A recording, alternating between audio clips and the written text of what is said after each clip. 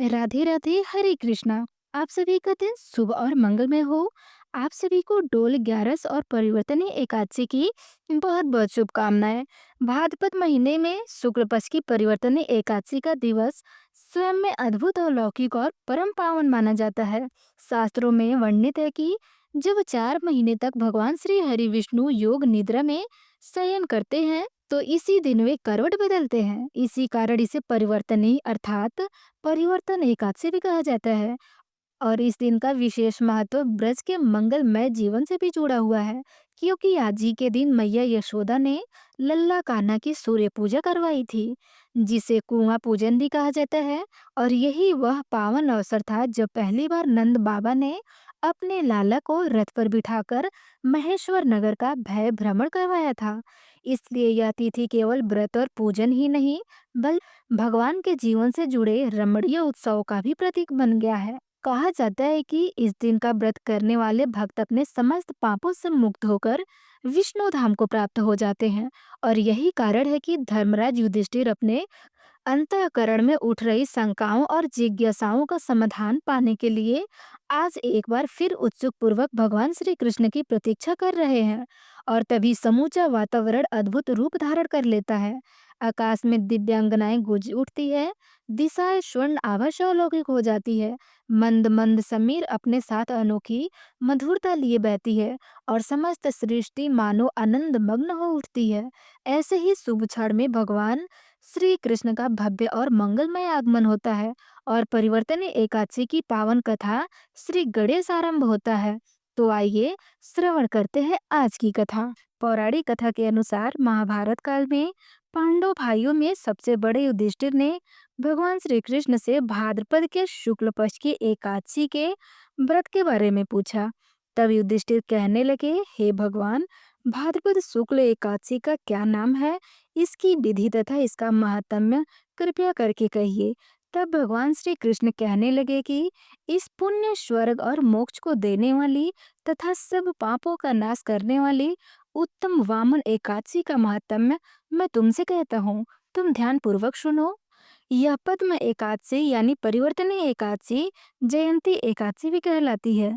इसका यज्ञ करने से वाजपेयी यज्ञ का फल प्राप्त होता है। पापियों के पाप नाश करने के लिए इससे बढ़कर कोई और उपाय हो ही नहीं सकता। जो मनुष्य इस एकादशी के दिन मेरी वामन रूप की पूजा करता है, उससे तीनों लोग पूज्य हो जाते हैं। तब मोक्ष की इच्छा करने वाले मनुष्य इस व्रत को अवश्य करें। जो कमल नयन भगवान का कमल से पूजन करते हैं, वे अवश्य भगवान के समीप आ जाते हैं।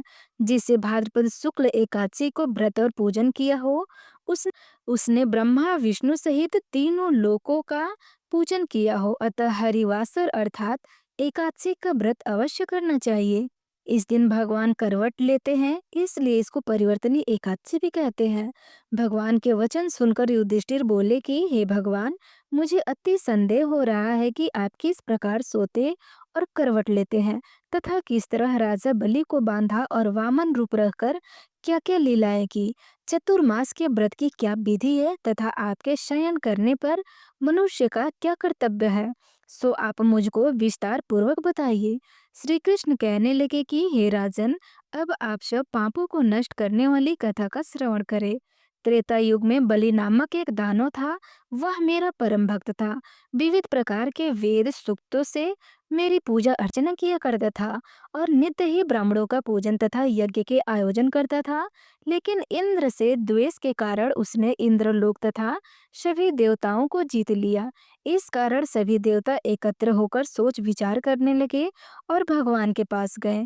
बृहस्पति सहित इंद्रादि देवता प्रभु के निकट जाकर और नतमस्तक होकर वेद मंत्रों द्वारा भगवान का पूजन और स्तुति करने लगे। अतः मैंने वामन रूप धारण करके पांचवा अवतार लिया और फिर अत्यंत तेजस्वी रूप से राजा बलि को जीत लिया। इतनी वार्ता सुनकर राजा युधिष्ठिर बोले कि हे जनार्दन, आपने वामन रूप धारण करके उस महाबली दैत्य को किस प्रकार जीता? तब श्री कृष्ण कहने लगे, मैंने वामन रूपधारी ब्रह्मचारी बनकर बलि से 3 पग भूमि की याचना करते हुए कहा, यह मुझको 3 लोकों के समान है और हे राजन, यह तुमको अवश्य ही देना होगा। राजा बलि ने इसे तुच्छ याचना समझकर 3 पग भूमि का संकल्प मुझको दे दिया और मैंने अपने त्रिविक्रम रूप को बढ़ाकर यहाँ तक कि भूलोक में पद और भूअरलोक में जंघा, स्वर्गलोक में कमर, महलोक में पेट और जनलोक में हृदय, यमलोक में कंठ की स्थापना करके सत्यलोक में मुख, उसके ऊपर मस्तक स्थापित किया। सूर्य, चंद्रमा आदि सब ग्रह, गण, योग, नक्षत्र, इंद्रादि देवता और शेष आदि सब नागगणों ने विविध प्रकार के वेद सूक्तों से प्रार्थना की। तब मैंने राजा बलि का हाथ पकड़कर कहा कि हे राजन, एक पद से पृथ्वी, दूसरे से स्वर्गलोक पूर्ण हो गया, अतः तीसरा पद कहाँ रखूं? तब बलि ने अपना सिर झुका दिया और मैंने अपना पैर उसके मस्तक पर रख दिया, जिससे मेरा वह भक्त पाताल लोक को चला गया। फिर उसकी विनती और नम्रता को देखकर मैंने कहा कि हे बलि, मैं सदैव तुम्हारे निकट ही रहूंगा। विरोचन पुत्र बलि के कहने पर भाद्रपद शुक्ल एकादशी के दिन बलि के आश्रम पर मेरी मूर्ति स्थापित हुई। इसी प्रकार दूसरी क्षीर सागर में शेषनाग के षष्ठ पर हुई। हे राजन, इस एकादशी को भगवान शयन करते हुए करवट लेते हैं, इसलिए तीनों लोकों के स्वामी भगवान विष्णु का उस दिन पूजन करना चाहिए। इस दिन तांबा, चांदी, चावल और दही का दान करना सबसे ज्यादा उचित होता है। रात्रि को जागरण अवश्य करना चाहिए।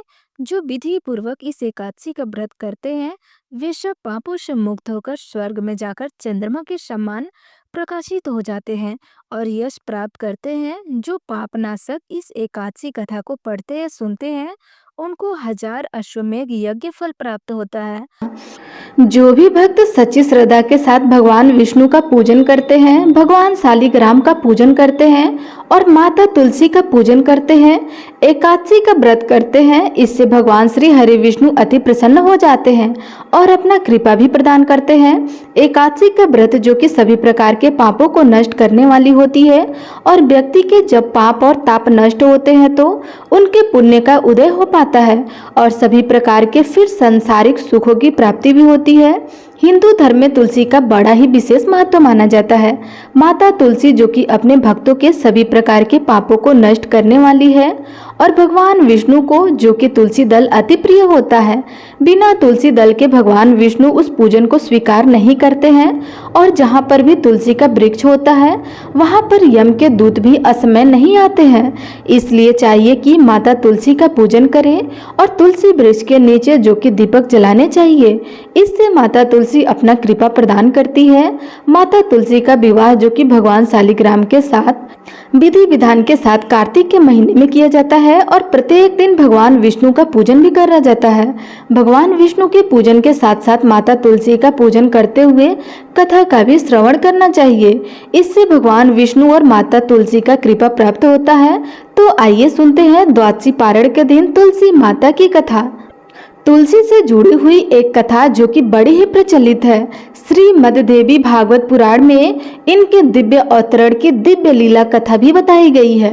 एक बार भगवान शिव ने अपने तेज को समुद्र में फेंक दिया। उससे एक महातेजस्वी बालक ने जन्म लिया। यह बालक जो कि आगे चलकर जलांधर के नाम से पराक्रमी दैत्य राजा बना।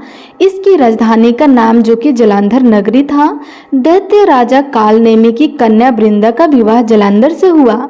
जलांधर जो कि महाराजा था, अपनी सत्ता के मध्य में चूर होकर उसने माता लक्ष्मी को पाने की कामना से युद्ध किया, परंतु समुद्र से ही उत्पन्न होने के कारण माता लक्ष्मी ने उसे अपने भाई के रूप में स्वीकार किया।